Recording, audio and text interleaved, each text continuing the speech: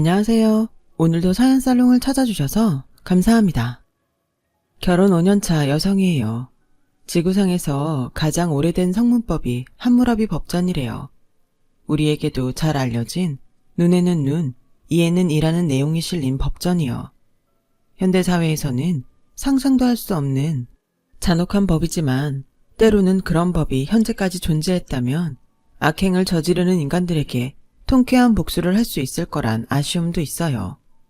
TV만 틀면 나오는 흉악범들, 힘없고 가난한 사람들을 속여 목숨 같은 돈까지 빼앗는 사기꾼들, 돈 있고 힘 좀 있다고 갑질을 생활화하는 되먹지 않은 인간들, 그리고 제 손톱 밑에 상처만 아픈 줄 알고 타인의 고통도 자기 편한 대로 이용하려 드는 제 시댁 식구 같은 못돼 먹은 인간들한테 정의 실현을 할 수 있었을 텐데 하고 말이죠.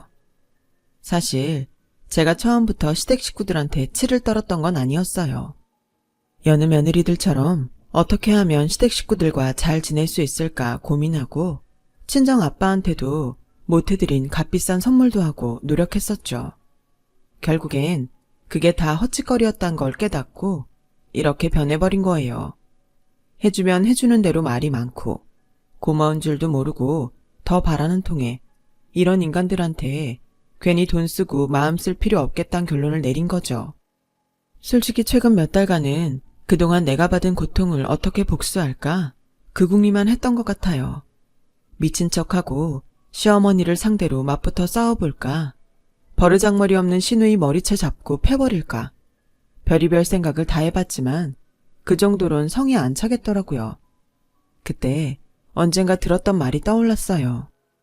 세상에서 가장 잔인한 복수는 상대가 궁지에 몰렸을 때 희망을 끊는 거다. 희망이 없으면 살아도 사는 게 아닌 거니까요. 결혼 5년차 주부의 복수 열전을 들려드릴게요. 저는 어린 시절을 해외에서 보냈어요. 대기업에 다니시던 아빠 근무지가 바뀔 때마다 우리 가족은 세계 각지로 이사를 다녀야 했거든요. 덕분에 한국어를 비롯해 영어, 중국어, 스페인어까지 4개 국어를 능숙하게 구사할 수 있게 됐지만 반면에 제 유년기는 그리 행복하지 않았어요. 인종차별부터 갖은 텃세까지 하루도 마음 편할 날이 없었거든요. 게다가 친구들과 정이 들만 하면 다른 나라로 떠나야 했기에 제대로 친구도 사귈 수 없었어요. 그래서 어릴 때부터 혼자 노는 데 익숙했고 누군가에게 마음을 여는 게 익숙하지 않았어요. 그렇다 보니 성인이 되어 한국에 돌아와서도 사람 사귀는 게 그렇게 힘들 수가 없었어요. 해외에 있을 때는 굳이 직장 동료와 친분까지 만들지 않아도 됐는데 한국 사회는 그렇지 않더라고요. 미국에서 대학을 졸업하고 거기서 인턴 생활을 하다 한국 기업에 취직한 저는 입사 초부터 사내 분위기에 적응을 못해서 어려움을 겪었어요. 남에게 먼저 다가서지 못하는 성격이 도도하고 건방지게 보였나 봐요. 웃겨? 지만 외국 생활했나? 하다못해 단기 어학연수라도 해외에서 생활 안 해본 사람이 어딨냐고. 재수없게 발음을 굴리고 지랄이야. 신입주제에 건방지게. 처음엔 제가 없을 때 흉을 보더니 시간이 지나자 아예 면전에 대고 흉을 보기 시작했어요. 그래도 이건 애교에 불과해요. 제가 하지도 않은 행동이나 사생활 방탕하다는 거짓 소문을 퍼뜨리는 사람에 비하면 말이죠. 남자 직원들과 얘기라도 나누면 외국에서 오래 살아서 그런가 성생활이 문란하다느니 정말 터무니없는 말까지 해댔어요. 직장 내 괴롭힘 문제로 정신과 치료를 받는 사람도 있다더니 조금 더 있다간 나도 그렇게 되겠다 싶어서 어렵게 들어간 회사를 내 발로 나왔어요. 퇴사 후 2달 정도 지나고 나니 앞으로 어떻게 살아야 할지 걱정도 되고 월세며 생활비 걱정도 됐어요. 당시 저희 부모님은 미국 생활이 정리가 안 돼서 저 혼자 한국에 나와 있었거든요. 누구한테 도움받을 처지도 아니라서 서둘러 새 직장을 구해야만 했어요. 그렇게 구하게 된 게 유학원이었어요. 다양한 국가에서 오랜 외국 생활을 경험했던 게 장점이 되는 곳이었죠. 저만큼 다국어를 할 줄 아는 직원이 없었던 터라 원장님은 제게 특별히 잘해주셨어요. 저희 부모님이 한국에 들어오시고 1년도 안 돼 엄마가 돌아가셨는데 장례식장 준비부터 납골당 선정까지 가족보다 더 세심하게 도와주셨죠. 그 고마움에 5년이나 결혼 생활을 이어왔던 것 같네요. 원장님은 처음부터 저를 며느리감으로 점 찍었다고 하더라고요. 내 자식들한테 유학원 물려주려고 지금까지 열심히 키웠더니 아들이고 딸이고 안 하겠다고 난리네? 그냥 돈으로 달래. 그러니 어쩌겠어. 어학원 맡아줄 똑똑한 며느리한테 물려주든가 해야지. 그래서 말인데, 수진씨, 우리 아들이랑 한번 만나볼래? 난 자기가 내 며느리로 들어왔으면 좋겠는데 말이야. 그렇게 원장님 소개로 저는 남편과 선을 보게 됐어요. 사진과를 졸업한 남편은 친구와 함께 스튜디오를 운영하고 있었어요.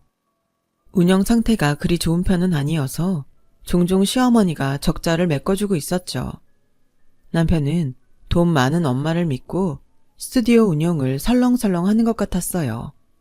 자기 마음에 드는 일만 골라서 하는 것 같았죠. 남편의 장점은 솔직함이었어요. 그 솔직함에 반해 결혼까지 했지만 살다 보니 솔직함이라는 게 때로는 사람 속을 뒤집기도 하더라고요. 우리 엄마가 어학원 물려줄 테니 내 아들이랑 결혼하라고 그랬죠? 수진씨가 지금까지 5번째예요. 나랑 선본 유학원 직원 말이에요. 처음엔 다들 호기롭게 달려들었다가 2-3번 만나보곤 고개를 절레절레 흔들곤 나가 떨어지더라고요. 내가 재미없고 여자들이 좋아하는 빈말도 잘 못한다나요? 그래서 말인데요. 수진씨도 이 자리가 괜한 시간 낭비다 싶으면 지금 바로 가셔도 돼요. 엄마한테는 내가 적당히 둘러댈게요. 더는 엄마한테 시달림 안 받게 잘 말해줄 테니 걱정 말아요. 그런 걱정 안 해요. 원장님 소개로 나오긴 했지만 제가 싫었으면 안 나왔을 거예요. 그리고 난 아직 그쪽이 어떤 사람인지 잘 몰라요. 다른 사람들이 별로라고 했다고 해서 나한테도 그럴 거라는 보장은 없는 거잖아요. 난 내가 경험한 거 아니면 안 믿어요. 그러니까 오늘 하루는 같이 밥도 먹고 차도 마시고 얘기도 해봐요. 그리고 나서 별로면 그땐 내가 직접 원장님께 얘기할게요. 그렇게 첫 만남을 가진 우리는 그날 이후 몇 번 더 만났어요. 그동안 사람들의 거짓말에 치여 가슴앓이를 했던 저로서는 꾸밈없는 남편이 그렇게 편할 수 없었어요. 외국에서 오래 살다 와서 그런가 제가 빈말을 잘 구분 못했던 터라 오히려 남편의 직설적인 화법이 제겐 더 잘 맞기도 했고요. 남편도 그런 저와 코드가 잘 맞는다고 생각했는지 얼마 지나지 않아 먼저 사귀자고 대시를 하더라고요. 한국에 와서 처음 사귄 친구이자 애인인 남편 덕분에 저는 대한민국 곳곳을 여행할 수 있었어요. 남편이 촬영을 나갈 때마다 함께 따라다녔거든요. 사진을 하는 사람이라 그런가 지역별 뷰포인트를 귀신같이 알더라고요. 덕분에 인생샷도 꽤 건질 수 있었죠. 시어머니한테는 어떻게 비춰줬는지 모르겠지만 남편과 저는 연애하는 기간 내내 정말 행복했어요. 이성이 아니라 동성이었다면 절친이 됐을 정도로 죽이 잘 맞았거든요. 연애를 한 지 2년이 넘어서자 슬슬 결혼 얘기가 나오기 시작했어요. 물론 결혼을 닥달한 건 시어머니였죠. 어차피 할 결혼이라면 하루라도 일찍 결혼해서 남들보다 먼저 자리 잡는 게 낫지 않겠냐고 말이죠. 그 말이 틀린 건 아니었지만 제게는 그럴 수 없는 이유가 있었어요. 엄마가 돌아가시고 아빠 혼자 남은 상황에 저마저 시집을 가면 아빠가 너무 외로울 것 같았거든요. 그래서 망설이고 있었는데 아빠가 이런 제 마음을 눈치채셨는지 하루는 같이 술 한잔 하자고 하시더라고요. 그렇게 아빠를 따라 난생 처음 포장마차에 가게 됐어요. 소주에 오돌뼈, 꼼장어를 안주 삼아 아빠랑 소주잔을 기울였어요. 네 엄마랑 연애할 때 포장마차에 자주 들리곤 했었다. 그땐 돈이 별로 없어서 우동 한 그릇 시켜놓곤 둘이서 한 젓가락씩 나눠 먹곤 했지. 그 맛이 아직도 잊혀지지가 않아. 네 엄마가 이렇게 일찍 갈 줄 알았다면 종종 같이 나올 걸 그랬어. 꼭 지나고 나서야 후회가 된다니까. 수진아, 아빤 네 엄마랑 살았던 추억만으로도 평생 행복할 것 같아. 그러니까 아빠 걱정 말고 너도 이제 네 행복을 찾아가.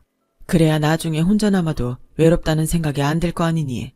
아빠한텐 아빠 인생이 있고 너한텐 네 인생이 있는 거잖니.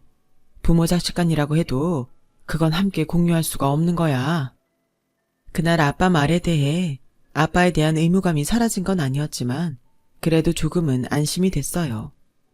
비록 몸은 따로 살지만 가끔씩 아빠랑 밖에서 데이트도 할 수 있고 생일이나 명절에도 함께 할 수 있으니 완전한 이별은 아니라고 생각했거든요. 시댁이나 저희 집이나 사는 형편이 괜찮은 편이어서 다른 사람들처럼 혼수 문제로 얼굴을 붉히거나 하지는 않았어요. 아빠는 하나뿐인 딸이 결혼한다고 양껏 챙겨 보내주려고 하셨고 시댁에서는 오히려 그럴 필요 없다며 마다하는 형국이었어요. 다만 어머님이 지나가는 말로 시댁에 들어와 살면 좋겠다는 말을 하셨는데 남편도 저도 처음부터 분가를 계획했던 터라 모른 척 넘겨버렸죠. 어머님도 더는 분가에 대해서 말을 안 하셔서 조용히 넘어갔어요. 그런데 결혼하고 처음 맞는 명절 때 또다시 그 얘기를 꺼내시더라고요. 너도 알다시피 내가 신장이 나빠서 언제 어떻게 될지 모르잖니? 딸이라고 하나 있는 건 낮이고 밤이고 밖으로 나다니기만 하지. 지 엄마 챙길 줄도 모르고 말이야. 35에 남편 앞세워 보내고 이날 이때까지 자식만 보고 살았는데 덕고 너인처럼 죽으면 얼마나 억울하겠니? 니들 내외가 들어와 살면 집도 북적일 테니 사람 사는 냄새도 나고 고독사 할 걱정도 없고 좀 좋니? 나 이거 진심이다. 허투루 듣지 마. 결혼한 지 이제 겨우 3개월이 막 넘어가는 시점에 합가 얘기를 꺼내시니 왠지 뒤통수 맞은 기분이었어요. 진작 강하게 말씀하셨으면 저희도 나름대로 생각을 했을 거 아니에요. 기껏 혼수 채워 집까지 다 꾸몄는데 이제 와 이러시면 어떡하나 야속한 마음이 컸어요. 그건 남편도 마찬가지였나 봐요. 엄마, 사람이 왜 그래? 그렇게 합가를 바랬으면 진작에 그러자고 말할 것이지. 집 구하고 혼수 채울 땐 아무 말 없다가 이제 와서 그러면 우린 어떡하냐고. 합가를 해도 당장은 안 되니까 주영이한테 일찍 들어오라 그래. 기집애가 고등학교 졸업한 지가 언젠데 대학도 안 가고 그렇다고 취직도 안 하고 놀러만 다녀. 엄마, 남의 집 자식 유학 보내는 것만 신경 쓰지 말고 엄마 딸이나 챙겨. 저래서 나중에 뭐가 되겠어? 불똥이 신우이한테 튀는 바람에 합가 얘기는 거기서 끝이 났어요. 덕분에 저는 가슴을 쓸어내렸죠.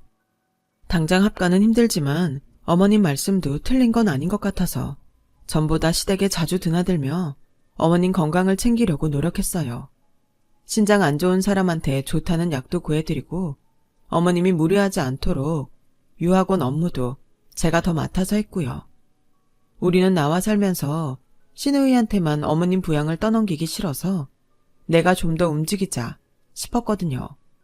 그런 모습을 보이면 신우이도 조금은 느끼는 바가 있을 거란 생각도 했고요. 하물며 남인 저도 이렇게 하는데 딸이 안 하랴 싶었는데 안 하더군요. 제가 해다 준 밑반찬을 먹어보곤 짜니 다니 투정만 많고 어머님이 집안일 하시기 힘들까봐 퇴근 후 장 봐서 시댁에 찾아가면 왜 연락도 않고 불쑥불쑥 집에 찾아오냐고 성질을 부리기 일쑤였어요. 그러면서 지가 갖고 싶은 물건이 있을 때면 제 팔에 찰싹 달라붙어선 혀 짧은 소리까지 해대며 이것저것 요구하기 일쑤였죠. 제 남편한테 그랬다간 욕이나 먹고 혼날 게 뻔하니까 저한테 그러더군요. 어지간하면 사주곤 했는데 점점 요구하는 것들 가격이 상식을 초월한 것들이라 저도 더는 안 되겠다 싶어서 거절을 했더니 이러는 거예요. 언니, 솔직히 우리 엄마 죽으면 유학원 언니가 꿀꺽 할 거잖아요. 그럼 나한테 이 정도는 해줘야 되는 거 아니야? 게다가 언니 시집 올 때 나한테 딸랑 정장 한 벌밖에 안 해줬잖아요. 다른 집들은 시누이한테 명품백 정도는 당연히 해온다던데 언니 너무 날로 먹으려 드는 거 아닌가? 언니, 자꾸 이런 식으로 나오면 나 엄마한테 말해서 유학원 내가 맡겠다고 하는 수가 있어요? 나이도 어린 기집애가 얼마나 싸가지 없는지 말을 해도 요따구로 하지 뭐해요. 잘 됐네. 안 그래도 어머님이 자식한테 유학원 물려주고 싶다고 노래를 하시는데 그거 아가씨가 물려받아서 해요. 그러려면 지금부터라도 유학원에 나와서 일부터 배우세요. 어머님 몸도 안 좋으신데 가족이 똘똘 뭉쳐서 유학원 이끌어 가야죠. 일 배우고 나중에 유학원을 갔든 말든 알아서 하라고요. 참다 못해 속에 있는 말 좀 했더니 그걸 지 멋대로 편집해서 어머님께 고자질을 했더라고요. 팔은 안으로 굽는다고 결혼 전에는 저한테 그렇게 잘해주시던 시어머님은 제가 자기 딸한테 듣기 싫은 소리 좀 했다고 직장에서 별것도 아닌 일로 저를 엄청 갈구셨어요. 그리곤 제가 해다 드린 밑반찬을 보란듯이 제 앞에서 음식물 쓰레기통에 쏟아 부으셨죠. 그 일이 있고부터는 시댁에 반찬을 싸다 나르는 일을 그만뒀어요. 퇴근길이고 쉬는 날이고 시댁에 들리는 일도 그만뒀고요. 옹졸한 행동이었지만 사람이 마음이 그렇잖아요. 가는 게 있으면 오는 게 있어야 하는데 오는 게 없을 망정 타박은 말아야죠. 그렇게 시댁에 거리를 두고 지냈는데 생각지 못한 일이 벌어졌어요. 어머님이 병원에 입원하신 거예요. 만성 신부전증이라서 작년부터 투석을 시작했는데 투석 튜브를 삽입한 부위에 염증이 심해서 치료를 받을 겸 검사를 받기 위해서였죠. 담당 의사 선생님은 신부전증 환자가 투석으로 버티는 데는 한계가 있으니 신장 이식을 고려해야 할 거라고 말씀하시더라고요. 그 말을 들은 시어머니는 위기감을 느끼셨는지 저희 내외와 시누이한테 이식이 적합한지 검사를 받아보라고 닥달하셨어요. 그러자 남편이 그러더라고요. 엄마, 나랑 주영인 그렇다 쳐도 이 사람한테까지 검사를 받으라고 하면 안 되지. 본인 의향도 안 묻고 말이야. 그리고 장인어른이 이 사실을 아시면 뭐라고 하시겠어? 왜 귀한 남의 집 딸 신장까지 넘보고 그래? 내 집에 시집 왔으면 며느리도 내 자식인데 당연히 시애미 위에 신장 정도는 떼줄 수 있지. 뭘 그래? 시부모는 부모가 아니라더냐? 아픈 부모 앞에서 네 부모 내 부모 따지는 게 말이 되냐고. 수진아, 내 말이 틀렸니? 솔직히 내키지는 않았어요. 하지만 그 자리에서 싫다고 말할 자신도 없었죠. 그래서 아무 말 않고 있었더니 엄마, 올케 언니는 싫은가 본데? 유학원 준다 그럴 땐 방실방실 웃더니 신장 떼달라니까 똥 씹은 표정이잖아. 언니, 사람이 그러는 거 아니에요. 받은 게 있으면 주는 것도 있어야지. 네, 참 기가 막혀서 내가 언제 유학원 달랬어요? 자기들 멋대로 준이 많이 해놓곤 신장 안 대준다고 난리더라고요. 솔직히 저요, 그깟 유학원엔 1도 관심 없어요. 전 직장 그만두고 당장 생활비 벌 생각으로 시작했던 일이지 평생 직장으로 생각했던 건 아니니까요. 그런데 툭 하면 마치 제가 유학원 받으려고 혈안이 된 사람처럼 몰아가니까 정말 기분 더러웠어요. 결국 그날 저도 적합도 검사를 받았고 얼마 뒤 결과가 나왔어요. 그런데 놀랍게도 시어머니와 피 한 방울 안 섞인 제가 가장 적합한 걸로 나왔지 뭐예요. 심지어 혈액형도 같았고 말이죠. 그러자 시어머니는 마치 저를 간 빼먹을 토끼 보듯 했어요. 그 눈빛이 소름 끼쳐서 점점 더 시댁과 멀리하고 싶더라고요. 여우 같은 시누이는 좋아서 아주 신이 났더라고요. 내가 아니라서 다행이다.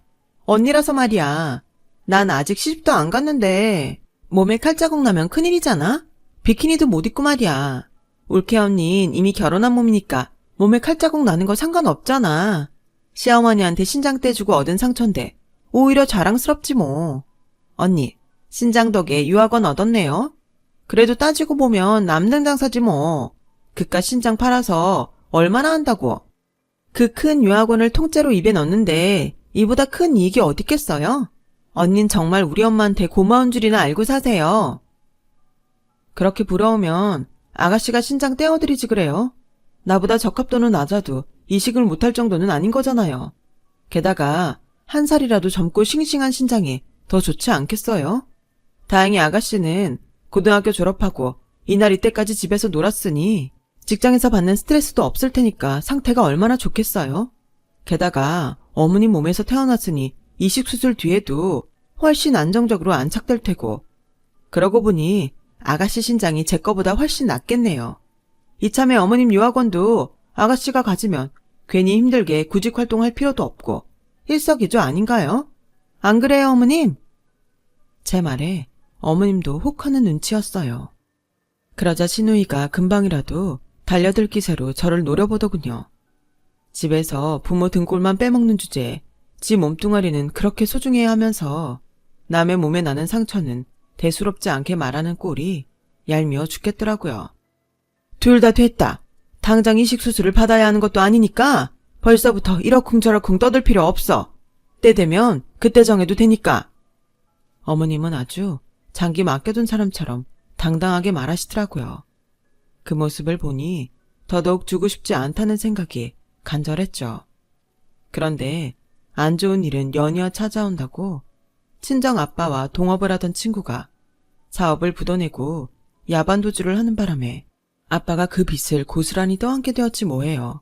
하루아침에 집이며 땅, 은행 잔고까지 모조리 날리게 되자 그 충격에 쓰러지고 만 거예요. 3일을 꼬박 중환자실에서 보내고 나온 아빠는 뇌경색으로 반신마비에 말도 잘 못하시고 정신까지 어눌하게 변해버리셨지 뭐예요. 주변에서 뇌경색은 한방병원에서 치료하는 게 좋대서 그 방면으로 꽤 유명한 병원으로 옮기긴 했는데 병원비가 생각보다 많이 비싸더라고요. 게다가 의료보험이 안 되는 치료와 시술들이 많아서 제가 가진 돈으로는 감당이 안 될 정도였어요. 하루아침에 친정도 망해버린 상황이라 돈을 구할 방법이 없었죠. 정말 간절한 그 순간 시어머니가 병원으로 저를 찾아오셨어요. 악마는 웃는 얼굴로 온다더니 시어머니는 세상 인자한 표정으로 저를 안아주시며 그러시더군요. 병원비는 걱정 마라. 우리가 남이니? 내 며느리 친정일이면 내일이나 진배 없는 거다. 그러니까 넌 아무 걱정 말고 아버님 쾌유만 빌면 돼. 전문 간병인 붙여줄 테니까 네 몸 상해가며 간병하지 말고. 긴 병에 효자 없다고 네 몸이 지치면 친정 아버지 간병도 힘들어진다. 내 말 듣고 집에 들어가 좀 쉬어. 큰일을 당해보니 그래도 가족밖에 없다는 생각이 들 정도로 어머님은 저를 세심하게 챙겨주셨어요. 이런 어머님께 신장을 안 주겠다고 그 난리를 친 게 창피할 정도였죠. 몇 개월 뒤 다행히 아빠는 차도를 보여서 불편하나마 퇴원을 할 정도는 되셨어요. 빚잔치로 끝나버릴 줄 알았던 아빠 재산 중에 제 명의로 되어 있는 아파트가 남아있어서 그걸 팔아 저희 집 근처에 작은 평수의 아파트를 구했어요. 남은 돈으로는 시어머니가 내주신 아빠 병원비를 갚았고요. 다행히 정부에서 간병비 지원도 받고 복지센터에서 목욕 서비스도 해줘서 생각보다 안정적인 상황이 됐어요. 거기다 노노케어라고 노인이 노인을 돌봐주는 프로그램이 있어서 제가 퇴근할 때까지 안심하고 일도 할 수 있어서 다행이었죠. 아직 아빠 혼자 거동이 힘들긴 했지만 그래도 재활치료를 잘하면 조금은 차도가 있을 거란 말에 아빠도 기대를 가지고 열심히 재활치료를 했어요. 그렇게 2년 가까이 저는 회사와 친정, 저희 집을 오가며 힘겨운 나날을 보내고 있었어요. 어머니 말대로 긴 병에 효자 없다고 저도 점점 지쳐만 갔죠. 그 제 모습이 보기 딱했는지 남편이 차라리 저희 아빠를 모시고 사는 게 어떻겠냐고 하더라고요. 우리가 모시면 당신도 덜 힘들 거고 아버님도 덜 외로우실 것 같아. 엄마한테 내가 잘 말해둘 테니까 당신은 아버님께 말씀드려. 안 그래도 제가 아빠를 모시고 싶은 마음이 굴뚝 같았지만 염치가 없어서 말을 못 꺼냈던 건데 남편이 먼저 말을 꺼내주니 고마웠어요. 그래서 당장 아빠한테 달려가 말씀드렸더니 극구 사양하시지 뭐예요. 차라리 요양병원에 들어가시겠다고요. 부모가 돼서 어떻게 시집간 딸 발목을 잡겠냐며 싫다고 말이에요. 사위 집에 들어가 살 바에야 내가 요양병원에 들어가 사는 게 훨씬 마음이 편할 것 같다. 도우미 아주머니가 그러는데 요즘은 요양병원 시설이 그렇게 좋다는구나. 같은 연배 친구들도 사귀고 간호사도 상주해 있으니 마음도 편하고 길게 생각 안 해도 이게 낫겠다 싶어. 그러니 내 뜻을 잘 따라줬으면 한다. 아빠는 끝까지 고집을 꺾지 않으셨고 그렇게 요양병원에 들어가셨어요. 솔직히 아빠가 요양병원에 들어가시고 전보다 많이 편해진 건 사실이에요. 처음엔 내 부모 남의 손에 맡기는 것 같아서 양심의 가책을 느끼기도 했지만 병원에 찾아가 시설과 의료진을 보니 오히려 그동안 내가 괜한 고집을 부렸던 게 아닐까 후회가 되더라고요. 그렇게 아빠 일도 안정이 되어가고 다시 일상으로 돌아가게 된 어느 날 시어머니가 입원을 하게 됐어요. 그동안 투석을 받아오셔서 몸도 많이 붓고 무엇보다 몸이 더는 견디지 못하는 상황이 된 거예요. 담당 의사는 당장이라도 이식 수술을 하시는 게 좋겠다고 하더라고요. 그러자 또다시 누구를 공여자로 할 것인지에 대해 논쟁이 일었죠. 당시 남편은 남미로 촬영을 떠난 상태라 신우이랑 저 둘 중에 선택을 해야 하는 상황이었어요. 당연히 시어머니와 신우이는 제가 맡아주기를 바라는 눈치였죠. 어머님, 죄송하지만 저희 아빠 문제도 있고 제가 당장 몸을 못 움직이면 곤란한 일이 많아요. 하필 그이도 촬영 떠나고 없어서 저 대신 아빠를 부탁할 수도 없잖아요. 언니, 그게 이유가 된다고 생각해요? 사돈어른 전 재산 잃고 쓰러지셨을 때 누가 달려가서 일 처리해줬어요. 그 많은 병원비 누가 내줬냐고요. 그런데 받을 건 다 받고 이제 와서 신장 주기 싫다고 이러기에요? 그럼 애초에 받지를 말았어야죠. 비록 그 돈을 다 갚아드리긴 했지만 어려울 때 시어머니가 도와주신 건 사실이라서 할 말이 없었어요. 내가 네 신장 받자고 그 돈 내줬던 건 절대 아니다. 그런 일이 없었더라도 난 그 병원비 내줬을 거야. 그런데 며느라, 나도 사람인지라 죽고 싶지 않구나. 아무리 의료기술이 좋아졌다곤 해도 남의 장기를 꺼내다 내 몸에 붙이는 일 아니니? 수술 후에도 후유증이나 이상 증세가 나오기도 쉽고 그래서 조금이라도 적합한 장기로 수술을 받고 싶은 것뿐이야. 내 친정 아버님이 걱정이라면 내가 얼마가 들더라도 잘 챙겨 드릴 테니 걱정 말아라. 내가 이렇게 부탁하마. 어머님의 간곡한 부탁에 결국 제가 공여자로 나서기로 했어요.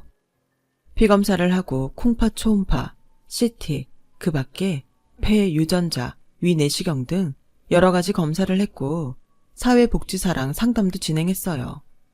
정말 자신의 의지에 따라 수술을 결정한 건지 확인하는 거였죠. 그리고 며칠 뒤 병원에 입원해서 항생제 알레르기 검사를 마친 뒤 베드에 실려 수술실로 들어가려는데 한 간호사가 급하게 달려와 제 손에 쪽지를 전해주지 뭐해요.